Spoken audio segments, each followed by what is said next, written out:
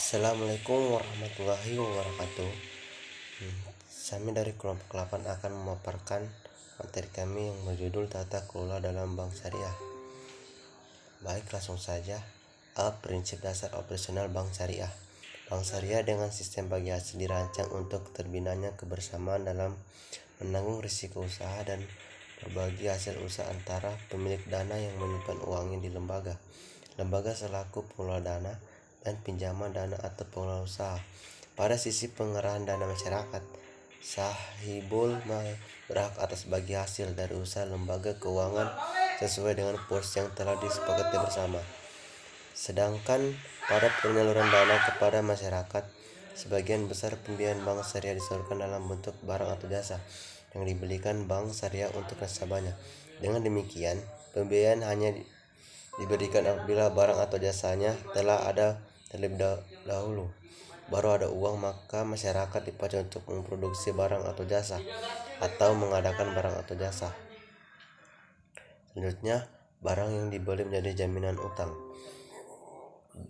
B. Produk operasionalisasi bank syariah. Sistem penghimpun dana. Yang pertama, sumber dana yang dapat dihimpun antara lain modal, dana titipan masyarakat, dan dana dari ZIS. 2. Titipan al-wadiyah. Secara umum terdapat dua jenis al-wadiyah, yaitu wadiyah yad al-amanah dan wadiyah yad ad-domah. 3. Investasi atau mudarabah. Secara garis besar terbagi dua jenis, yaitu mudarabah mutalaqah dan mudarabah muqayyadah. Kemudian selanjutnya saya serahkan materi selanjutnya kepada saudari saya Nur Ana Febrianti Ahmidi. Financing. Penyaluran dana perbankan syariah dapat dikategorikan menjadi dua bentuk, yaitu yang pertama, equity financing. Bentuk ini terbagi pula dalam pilihan skim mudharabah mutakalakah, muqayyadah, atau dalam bentuk musyarakah. Yang pertama itu al-mudharabah. Pada pelaksanaan deposit nasabah, maka nasabah sebagai penyandang dana bertindak sebagai sahibul mal dan bank sebagai mudharib, pengelola dana. Sedangkan pada skim pembiayaan, bank bertindak sebagai sahibul mal dan pengelola usaha bertindak sebagai mudharib. Yang kedua, al-musyarakah. Musyarakah lebih dikenal dengan sebutan syarikat, merupakan gabungan pemegang saham untuk membiayai suatu proyek.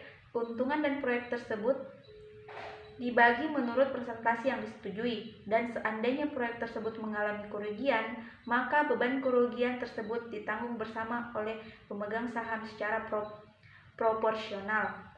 Yang kedua, debit financing adalah dalam teori meliputi objek-objek berupa pertukaran antara barang dengan barang, barter, barang dengan uang, uang dengan barang, dan uang dengan uang.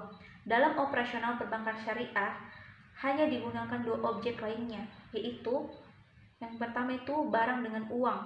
Transaksi barang dengan uang yang dapat dilakukan dengan skim jual beli, bai, ataupun sewa menyewa, ujrah.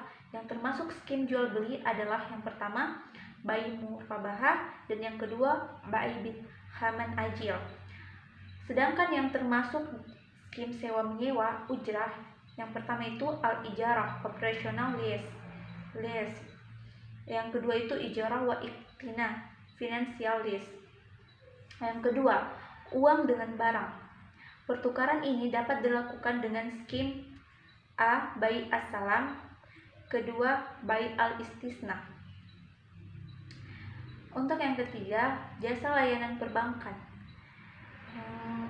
A. Al-wakalah, B. Kafalah, C. Hawalah. Akad hawalah diterapkan pada hal-hal berikut. Yang pertama, factoring atau anjak piutang. Kedua, post dated check. Ketiga, bill discounting. D. Ran. E. Al-Qadar, F. SAR. Tata kelola bank syariah. Tata kelola yang baik merupakan salah satu upaya untuk melindungi kepentingan stakeholder dan meningkatkan kepatuhan terhadap peraturan perundang-undangan yang berlaku serta nilai-nilai etika yang berlaku secara umum pada industri perbankan syariah. Good Corporate Governance atau disingkat GCG pada industri perbankan syariah menjadi semakin penting untuk dilaksanakan. GCG sangat diperlukan untuk membangun kepercayaan masyarakat karena pada dasarnya GCG didesain untuk melindungi kepentingan semua pihak yang berkepentingan atau biasa disebut stakeholder.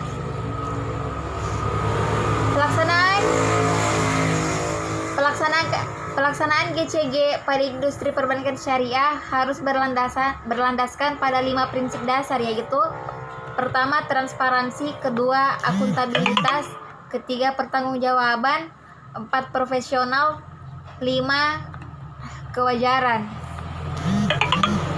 Pelaksanaan GCG ini merupakan hal yang wajib dilakukan oleh BUS dalam setiap kegiatan usaha di setiap jenjang organisasi.